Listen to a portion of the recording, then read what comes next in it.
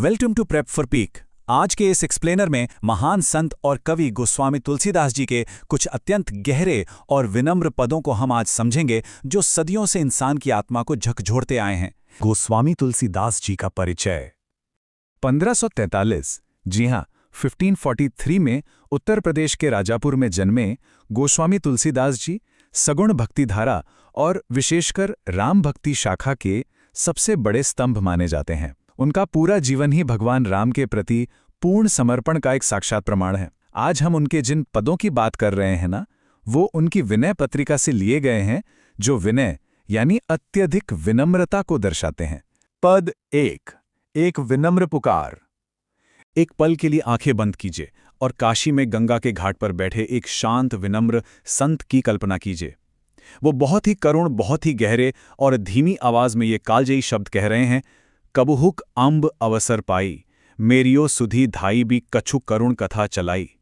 इस पुकार को सुनकर ही भीतर एक अजीब सी तड़प और अथाह श्रद्धा महसूस होती है ना? इसमें एक बड़ा ही दिलचस्प शब्द आया है, अंब। इसका सीधा सा मतलब है माता, लेकिन यहां यह विशेष रूप से जगत जननी माता सीता के लिए इस्तेमाल हुआ है। ध्यान देने वाली बात यह है कि कवि सीधे भगवान राम के पास अपनी अर्जी लेकर नहीं जा रहे हैं, बल्कि वो माता सीता को एक करुणामयी मध्यस्थ के रूप में देख रहे हैं। दूसरा अहम शब्द है अवसर। तुलसीदास जी बिल्कुल भी जल्दबाजी में नहीं हैं, ना ही वो कोई हक जताकर मांग कर रहे हैं। वो बस बहुत ही धैर्य के साथ उस सही अवसर या उचित मौके की प्रतीक्षा कर रहे हैं, जब माता सीता उनका नाम भगवान राम के सामने प्रस्तुत कर सकें। तो इन खूबसूरत काव्यात्मक पंक्तियों का असली अर्थ क्या है? यहाँ तुलसीदास जी ने अपने अहंकार को पूरी तरह शून्य कर दिया है। वो स्वयं को दीन, सब अंगहीन, छीन, मलिन, अघी अघाई यानी अंगहीन, गरीब, मलिन और पापी तक बताते हैं। वो कहते हैं कि इस दुनिया में उनका अस्तित्व केवल राम के नाम जपने की वजह से ही बचा हुआ है। इसे ही दैन्य कहते हैं, विनम्रता का बिल्कुल चरम स्तर। वो माता सीता से प्रार्थना करते हैं कि हे माता, जब भी सही अवसर मिले मेरी इस करुण दशा की चर्चा प्रभु राम से जरूर कीजिएगा। इसे ऐसे समझ सकते हैं जैसे कोई छोटी सी नाव संसार रूपी तूफानी समुद्र को पार करने के लिए संघर्ष कर रही हो और उसे बस एक ईश्वरीय सहारे की आस हो। अब देखते हैं कि ये दूसरा पद इस पूरी भावना को कैसे आगे बढ़ाता है। यहाँ कविता का स्वर थोड़ा सा बदल जाता है। एक दूर से की गई प्रार्थना अब एक सीधे और प्रत्यक्ष संवाद में तब्दील हो जाती है।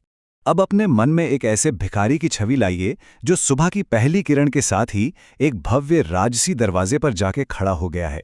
बादलों को चीरती हुई ईश्वरी रोशनी उस पर पड़ रही है और वो कह रहा है, द्वार हूं भौरही को आजू, रटत रेरिहा आरी और न कौर ही तैं काजू। यहां एक बहुत ही जबरदस्त शब्द का प्रयोग हुआ है, गरीब निवाजू। सुनने में साधारण लग सकता है, लेकिन इसका बहुत ही शक्तिशाली अर्थ है, गरीबों और दीनों पर कृपा करने वाला। ये शब्द परमपिता को असहायों और निराश्रितों के लिए अंतिम और एकमात्र आश्रय के रूप में खड़ा कर देता है। यही बात हमें दूसरे पद के मुख्य संदेश तक ले जाती है। यहाँ शरणागति यानी पूरे समर्पण की अवधारणा बिल्कुल साफ नजर आती है। इस शरणागति के 3 मुख्य चरण बताए गए हैं। पहला चरण है एक भिखारी की तरह सुबह से ही प्रभु राम के द्वार पर एक जिद के साथ डटे रहना। दूसरा चरण है उस बहुत ही भयानक और कराल दुकाल वाले कलयुग की आध्यात्मिक और भौतिक भूख को बर्दाश्त करना।